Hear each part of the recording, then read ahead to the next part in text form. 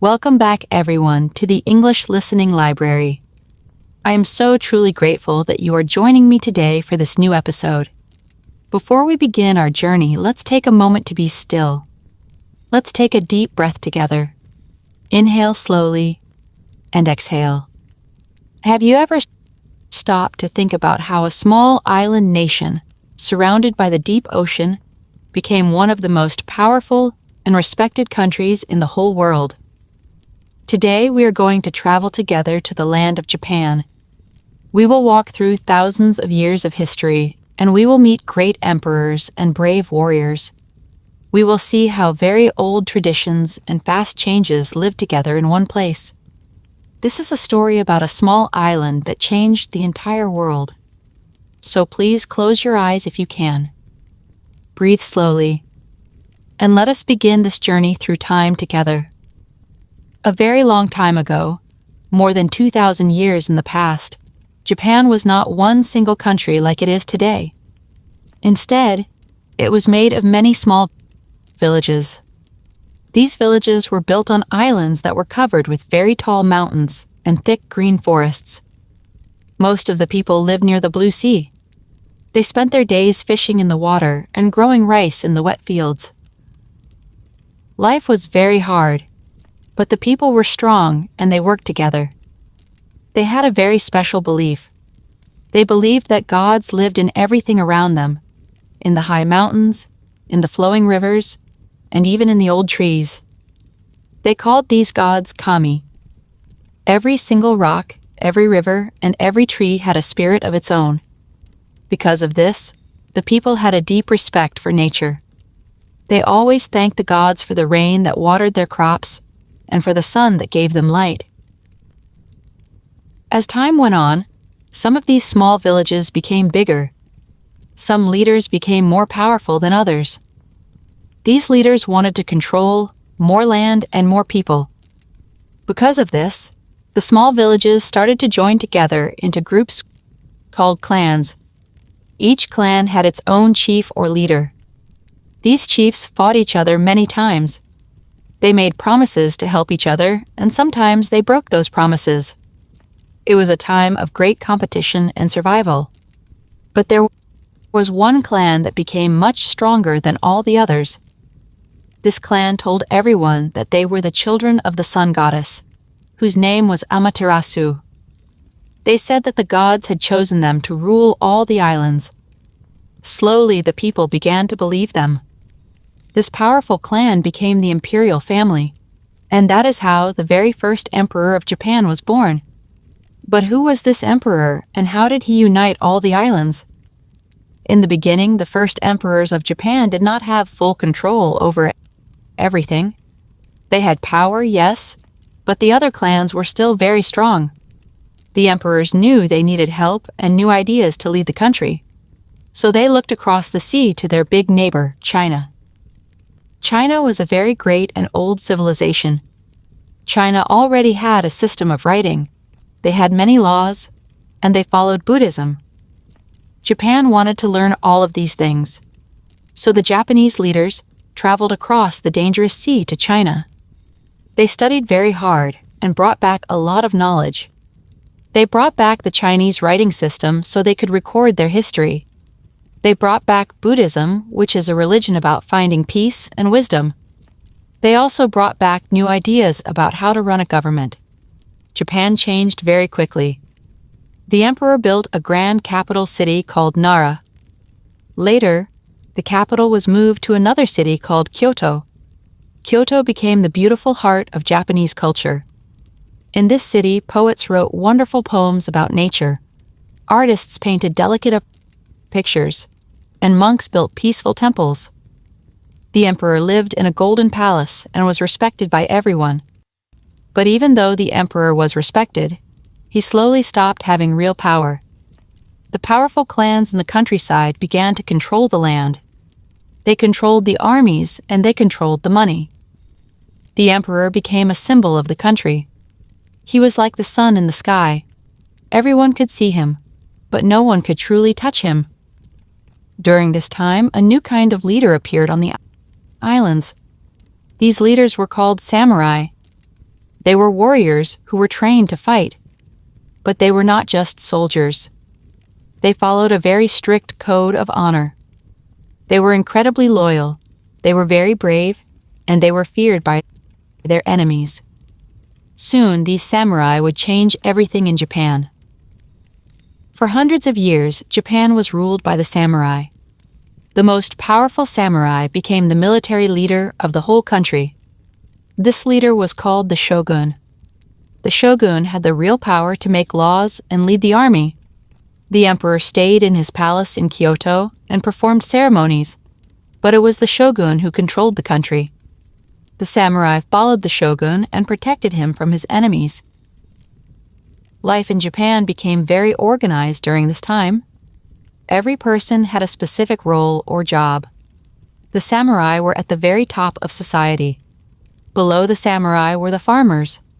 The farmers were very important because they grew the rice that everyone ate. Below the farmers were the craftsmen who made tools, weapons, and beautiful things. At the very bottom were the merchants who bought and sold goods.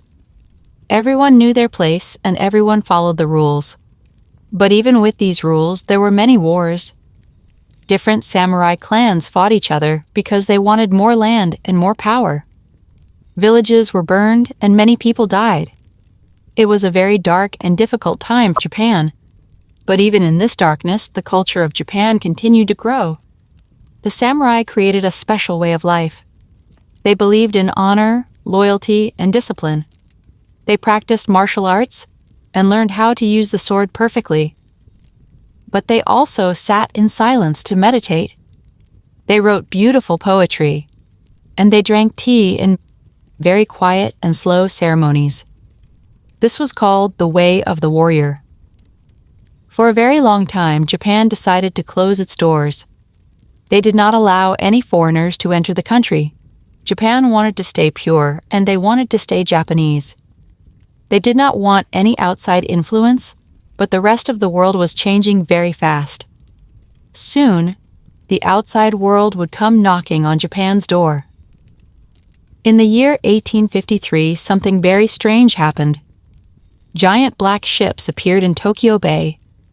These ships were from America. They were huge, they had loud steam engines, and they carried powerful cannons. The Japanese people had never seen anything like them before. The Americans brought a letter from the President of the United States. The letter said, "Open your ports, trade with us, join the modern world." Japan was shocked and very afraid. For more than 200 years, Japan had been closed to everyone. No one came in, and no one went out. But now, the Americans were here, and they were very powerful. The shogun did not know what to do. Some samurai said, "We must fight them and protect Japan." But other samurai said, "We must learn from them. Japan must change or we will die." Japan was divided, and there were many arguments and fights. But then something incredible happened. The shogun lost his power, and the emperor returned to lead the country. This was called the Meiji Restoration. The young emperor said, "Japan will change. We will learn from the West, and we will become strong." And so Japan changed faster than any other country in history. They built big factories, they built railroads for trains, and they built a modern army. They sent their best students to Europe and America to study. These students learned about science, technology, and how to run a government. They came back to Japan and taught everyone else what they had learned. Japan transformed completely. In just 50 years, Japan became a world power. But this change was not easy for everyone. Many people lost their old way of life. The samurai were told they could no longer carry their swords. They lost their high status in society. Some were very angry and some were very sad. But Japan continued to move forward, and the whole world watched in amazement. Japan became powerful, but sometimes power can be dangerous. Japan wanted to be respected by the Western countries, and they wanted to be equal to them. So Japan began to build its own empire. They took control of Korea and parts of China. They fought many wars to get more land. And then came the greatest and most terrible war of all, World War II. Japan joined the war and fought against America, Britain, and many other countries. At first, Japan won many battles, but slowly the war turned against them. Japan began to lose. Their cities were bombed and Tokyo was burned. Finally, the cities of Hiroshima and Nagasaki were destroyed by atomic bombs. Millions of people died, and the suffering was great. In 1945, Japan surrendered. The country was broken, the buildings were in ruins, and the people were very hungry. The future looked very dark and hopeless. But then something truly amazing happened. The Japanese people did not give up. Even though they had lost everything, they started to work. They rebuilt their cities and they created new companies. They stopped focusing on war and started focusing on making things like cars, electronics, and cameras. They focused on making these things with the best quality. They worked with great discipline and innovation. Just 30 years after the war ended, Japan became one of the richest and most successful countries in the world. Today, Japan is a land where you can see ancient tradition and modern technology living side by side. You can see a very old temple standing right next to a giant skyscraper made of glass. You can see monks in their traditional robes walking past businessmen in modern suits. Japan is a country that deeply respects its past, but it always walks bravely into the future. This is the story of Japan, a story of small islands, great emperors, brave samurai, and a wonderful rebirth. From small villages to a global power, from isolation to opening its doors to the world. What can we learn from this long story? Japan teaches us that change is very hard, but sometimes change is necessary. It teaches us that tradition and progress can live together. Most importantly, it teaches us that even after a great loss, we can rebuild. We can grow. We can become strong once again. And you, my friend, you are on your own journey right now. You are learning English. Some days the journey feels easy, and some days it feels very hard. But you continue to try. You listen, you learn, and you grow every day. Just like the people of Japan, you are building something new. You are creating a better and more confident version of yourself. Every story you listen to makes your mind stronger.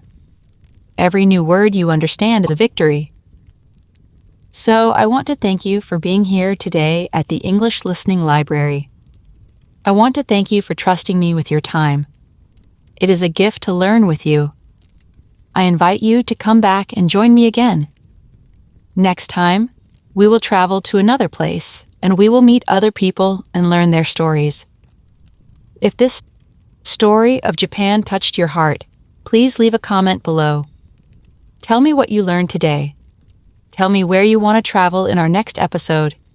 And if you are new here, please subscribe to our library. This is not just a channel. It is a journey that we take together. Until next time, please breathe deeply, learn at your own pace, and always keep moving forward. I believe in you, and I believe in your journey. Goodbye for now.